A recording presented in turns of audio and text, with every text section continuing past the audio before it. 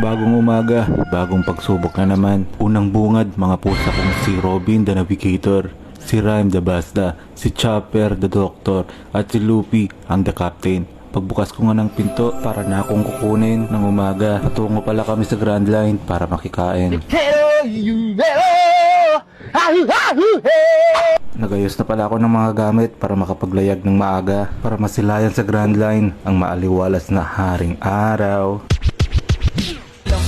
Basta kasama ka, kompleto na ang aking araw. Tara sabay nating tingnan ang paglubog ng haring araw. Nandito na nga tayo sa Grand Line at dito tayo kakain. Maraming pirata dito na pwedeng pagpilian at mga iba't ibang uri din ng isda. Ang mga isdang ito ay sina isda 1, isda 2, isda 3 at isda 4. Half lang siguro, te.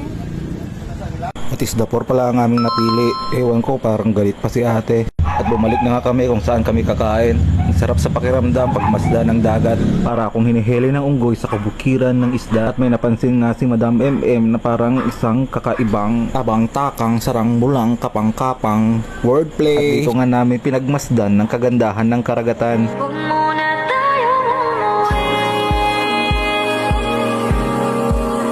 Ewan ko ba't biglang naglag yung phone ko dito. At sana maayos ito agad ni Munton. At habang kami ay naghihintay ng pagkain, nag-iisip ako kung anong unang first kong gagawin. At naalala ko, masama pala kumain pag walang laman ng tiyan. Horse ka dad? Red horse? Red horse mo. Ang gamay lang tay. Gamay. Ang kamay na mukuan lang, anang son miglay.